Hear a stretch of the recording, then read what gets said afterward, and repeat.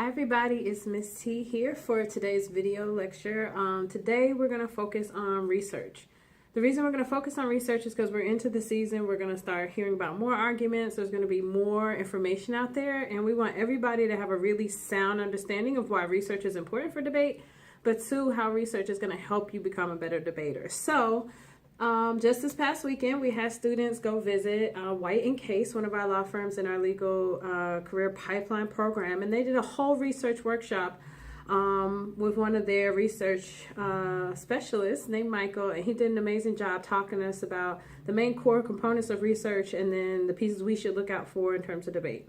So we're going to see some of those clips today. And again, today's lecture is just about these 5 basic components that we want every debater to think about when they're doing research.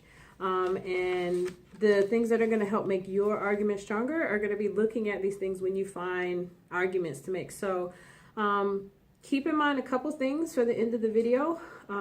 There are 5 sort of areas he's going to chat about, and they're in chunks. And so if you have to come back and watch the video, you definitely should, but they are content. What is in the research that you're pulling? Is it that you have a tagline that's, you know, so outrageous and so crazy it doesn't really get to what's in the argument, or what's in the article? What is the content? The authority, in other words, who wrote it? What is their position on it? Are they an expert in the field? Are they a subject matter expert? Are they someone who's just writing a blog and they have an opinion? Are they a researcher? Are they a scientist? What is their authority? What is their position in terms of the information that they're providing? 3 would be the currency, and not like money, but like how current is it? Is it something that was written last week and it's a politics update because everything is happening? Or is it some historical document that gives us some sort of weight or some starting point from why things are? For instance, if you're debating a law, do you have the original law available? Is there some currency to your evidence, or is this something that's historic and old? Or is the evidence just outdated? Purpose, definitely. Why did the author write this? Is it to persuade, just to inform? Is it just stats? Is it something that's supposed to sway opinion? Is it something that's supposed to make you not think another thing? What is the purpose of the piece of information that you're using? And then finally, bias. And of course, bias is just like in debate rounds. Are you leaning one way or another? Would I want to encourage people to move one way or another? Do I have some sort of stake in if you believe one thing or not? Am I biased on the topic? Do I have a position that wouldn't be sort of objective or in the middle? So we're going to go over those 5 things just to help you sort of get again another framing around your research. And what we want to keep in mind is that research is systematic. It's not something that, you know, just happens. You don't have a debate argument idea and then, oh, you just grab the nearest newspaper. You actually should go through some investigation and some inquiry around that knowledge and around that topic. And that's what research is. And so we just wanted to have you keep that in mind. The rest of the video is about 10 minutes. We do want you to flow and take notes. And then at the end of it, what we're going to do is your assignment for the end of this is to find 3 new evidence cards that you can add to both affirmative and negative. So no matter what your case is, no matter what you're running, the goal at the end of this is to research using these 5 methods or these 5 sort of guidelines to how you find research, to find good research. And then you are going to find us 3 cards to strengthen both cases on either side of the debate for you. So what we'll do is we'll come together on Thursdays, and everybody we'll have what we call impact wars, where first we'll share those cards, see which ones are better, see which ones we like. Are we going to look at things? Do they have bias? What's the authority? That kind of thing. And then we're going to actually sort of have debates around those. So using those pieces of evidence, we're going to focus on, are these pieces of evidence strong enough to sway somebody one way or another? Does it have enough of the evidence you need? And so on and so forth. And then very lastly, what we're going to do is write some evidence cards of our own. Next week, we're going to get into block writing and how do you answer an argument you keep losing to in debate rounds. So we're going to use the research stuff that we learned today to help us to next week. So don't forget also, we have a workshop coming up on November 12th. So you need to save the date for that. And if you have any questions, there's going to be a little chat box on the video. Just feel free to shoot me a question and I'll be able to respond as we go along. All right, everybody, have a great Tuesday practice. And if you have any questions, again, I'll be online and we'll see you guys soon. Bye.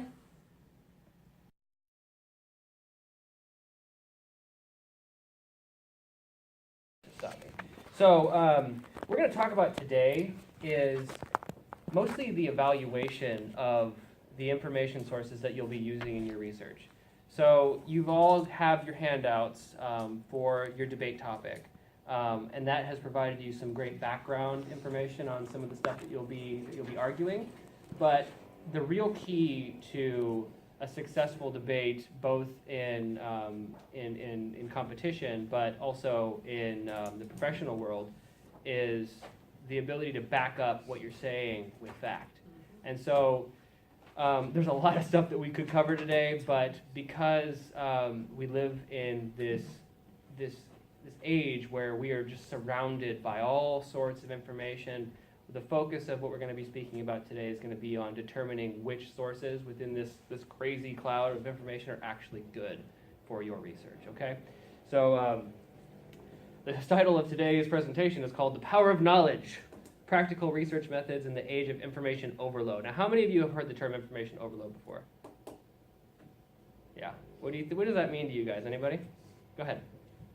I think it's like, well, when my biology teacher said this, she like talks about like referring to the chapters. Like she says there's so much information that you could like potentially have an overload, or like you get like too much, you can't understand it all at once. Totally. Yeah. Totally. Yeah.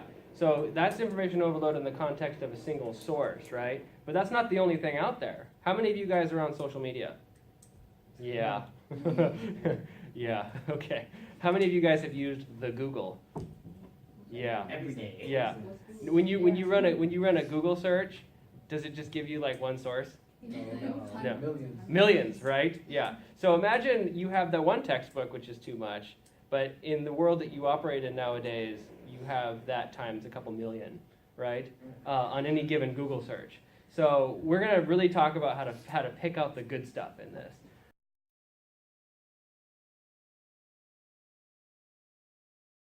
The research process is not just about finding the right stuff, it's about communicating it in the way that best gets your point across. And I think all of you will understand that. If you are the most well-prepared debater in the world, it doesn't matter if you cannot communicate your point. So, information overload. I mentioned before, we live in an age where we're surrounded by information. So now that you have these great tools like the internet, like Google, these are awesome tools, but we mentioned before, there's not just 1 or 2 or 10 hits. How many hits? We're talking millions, tens of millions sometimes, right? So it's more about finding the right information.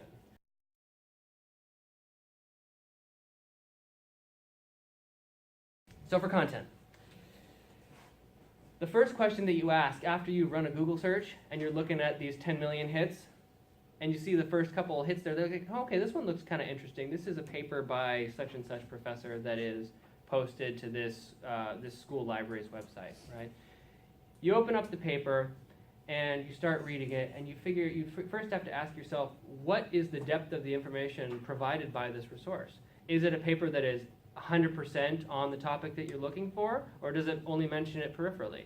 Is it a paper like the handout that I provided you that speaks on the future of U.S.-China relations and how human rights may impact that? Does it all speak on your topic, or does only a portion of it speak on your topic? Just because of just one piece of it, just a paragraph, is applicable to what you're researching, that's fine, because that paragraph might make or break your argument. But it's important when you're going through this deluge of information that you pick out something that is most likely to speak to what you're researching, because nobody is going to have an infinite amount of time with this, and it's very easy to go down the rabbit hole, as we say. Okay. The best way, actually, to check if an article has been plagiarized extensively is to copy like a paragraph out of the article and put it in quotes. Because what that's going to do is that's going to have the search engine search for that exact phrase. Okay. And if you see that exact phrase showing up in a bunch of places, then you have found a plagiarized article, or maybe an article that's been posted to a lot of sites. Sometimes the same author posts their stuff all over the place, and that's okay. But then what you do is you look at the date and you find out where it was posted first, and you can go right to the source that way. Put that down. News articles are published very quickly, and so they don't often incorporate references, or they don't go through the peer review process, which we'll talk about too. But that's something you have to keep in mind. Is it better to cite to a scholarly article that cites to a bunch of resources and and is written by a very prestigious expert in the field, or is it better to cite to a newspaper article that's citing to that scholar? Anybody? You got it? The scholar, right? Yeah, yeah, totally. Definitely. So once you have actually determined whether or not this paper actually includes citations, references to back up its assertions, verify it, fact check it, go down, click on the links, find the other materials that it's citing to, read them yourself. Not only is this a great way to find more information that might be applicable to your topic, we'll actually talk about that later, but you are able to see if the opinions or the arguments that are stated in the paper that you found are bogus. They might be. It might turn out that the paper that you found is totally biased, and they have all these references in there, but they're skewing the data in a way that makes their argument look appropriate, when in fact it just doesn't add up.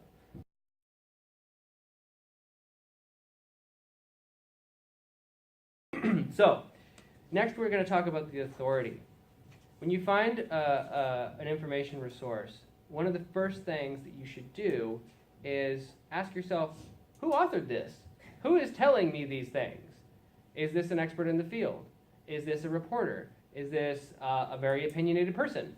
Is this, who is it? Is it a government? Is it a university? Is it a news outlet? There are lots of good sources of information, but they all have different perspectives. Some of them may be more or less objective than others. In terms of websites, for example, you even have a lot of different domain names that might tell you a thing or two about the sources that you're looking at. So the government usually is a .gov or a .mil for military. Educational institutions, .edu. Nonprofits are .org.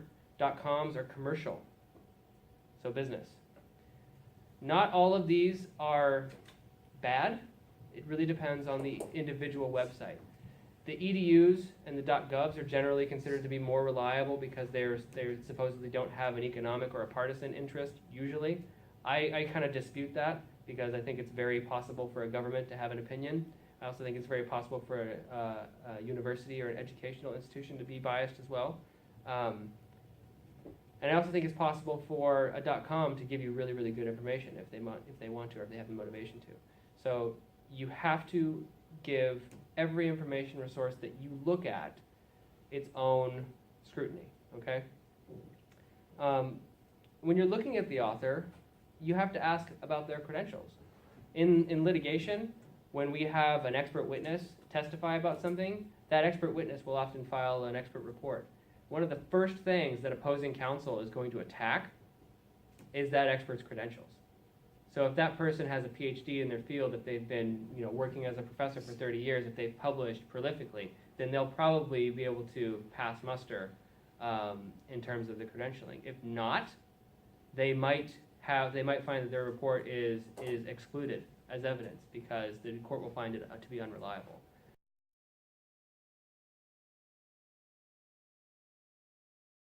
Not necessarily, right? It depends. Can you think of a circumstance where a blogger might be more authoritative than a professor? Fashion tips. Fashion tips. Totally, right? Somebody who's in an industry, how would a professor know if an industry is a fast-paced industry? What about tech, right? Think about an emerging technology. A professor might not be up to speed on that, whereas somebody writing for a company, say somebody at IBM, is like, oh, yeah, I've got this great blog. Hey, I created this artificial intelligence using this cool thing, blah, blah, blah, blah, blah. Everybody run to the hills because it's gained consciousness, right? I might listen to the blogger, okay? So it really depends. It really depends. But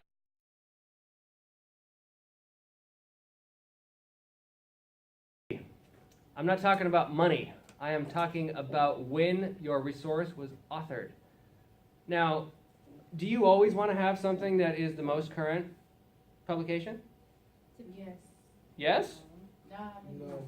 Why? Why yes? No, this is a good, let's have a debate. It depends what you're using it for, because if you need to go back in time or something, for example, supplementary, what is it? Yeah, I think supplementary information, then you're gonna need historical primary sources. Yes, absolutely right. That's absolutely right. something that comes up in litigation a lot of times is you have to go back and look at a law before it was revised. So the current version of the law might be way off point and totally inapplicable to what you're talking about because the events that you're litigating happened during a certain time period, right?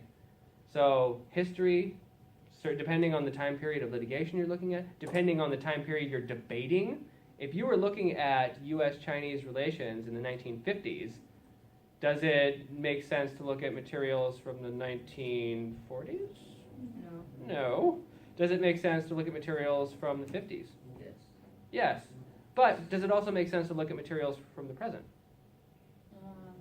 Yes, because you can compare and contrast. Yes, because you compare and contrast. This is great. I don't need to teach you guys anything. You already know. Okay. A newspaper article can come out the next day, whereas a scholarly article might be considered more authoritative, but it might not be so current, right? So that could be another instance where the blogger is more authoritative than the scholar. Does that make sense? Yeah. Yes. Good. Okay. All right. Good stuff.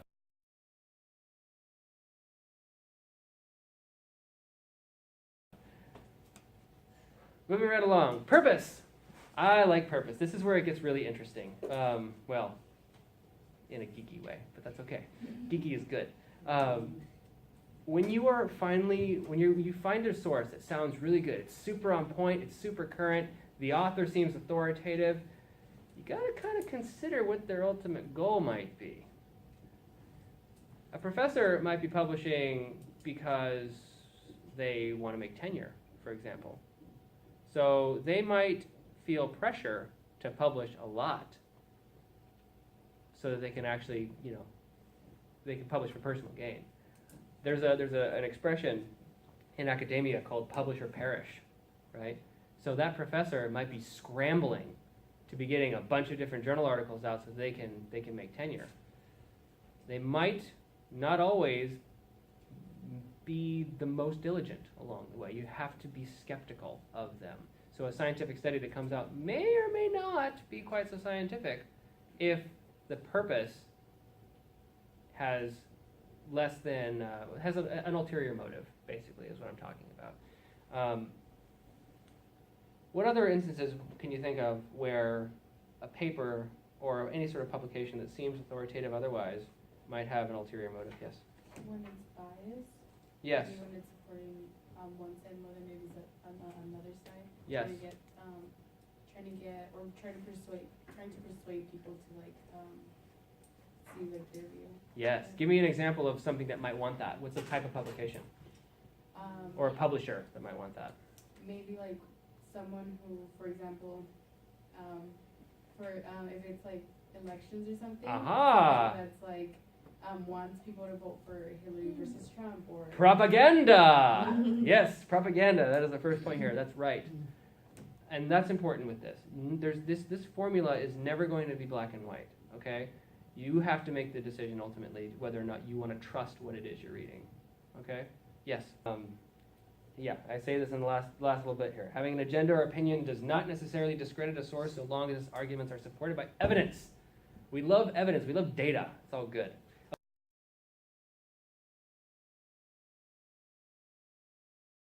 Okay, so bias.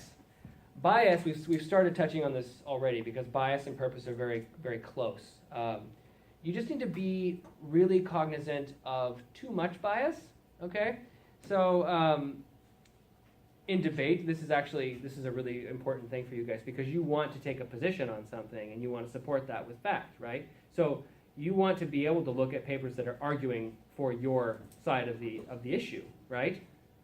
It's okay to find something that's arguing in favor of something or another. In the law, we do this all the time. You take a position and you argue that position. You fight tooth and nail. You bring everything is biased. Everything.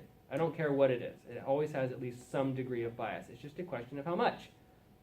If it has a little bit of bias and it backs it up with facts and figures that are reliable and it goes through all the other points of this review and convinces you, then yeah, sure, cite it. Cite it a bunch.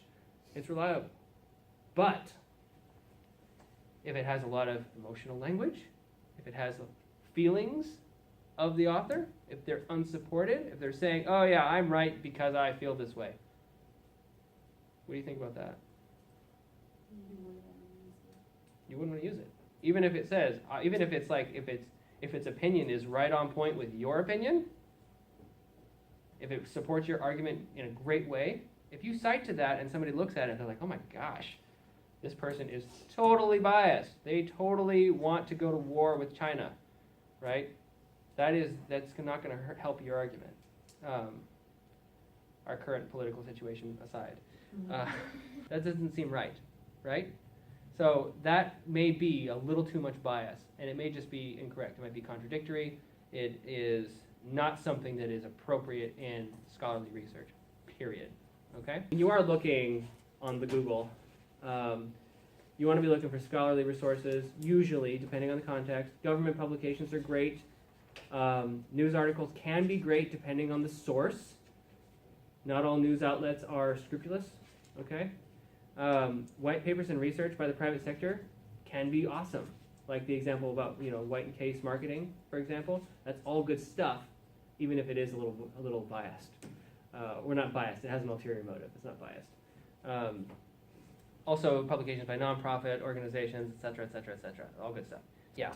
Another one to keep in mind is called the Social Science Research Network, okay? This one is actually, that's actually where this paper that I handed out to you guys came from.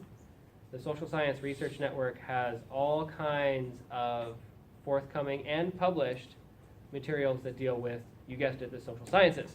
So if you want economics, the law, foreign policy, there's all kinds of good stuff on here. And actually, if you go to the Google, I'm sorry, I just love saying the Google. If I could type, it would be helpful. And you type in Social Science Research Network, you can actually use Google to search in Social Science Research Network. So you can go in here and type in human rights, and you can type in China, and you can also do United States. And what I've done here is just a very simple concept analysis. I have 3 concepts I'm communicating: human rights, China, and United States. And I'm using parentheses to differentiate between those.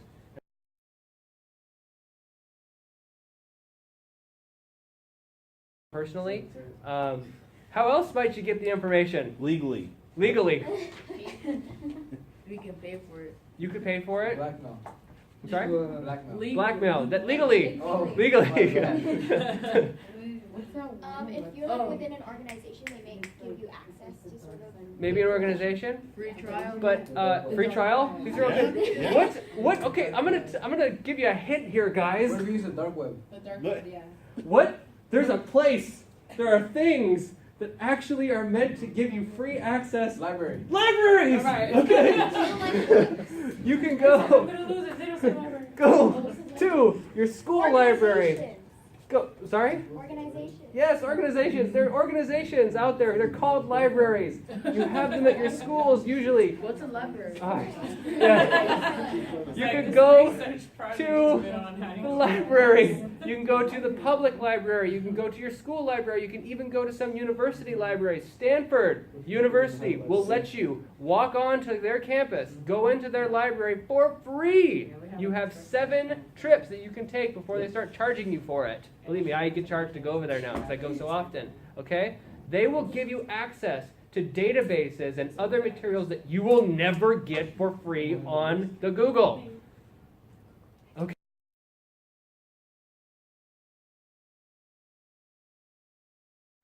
Just remember that. Okay. Now, most importantly, I think I've said this again and again. The strength of your evidence dictates the strength of your argument. You need to evaluate your sources carefully, cite them appropriately, and only pick the ones that will give the most strength to your argument. Because if you don't, and your opponent does, that may just win or lose the debate and life in general. Okay? And that is it.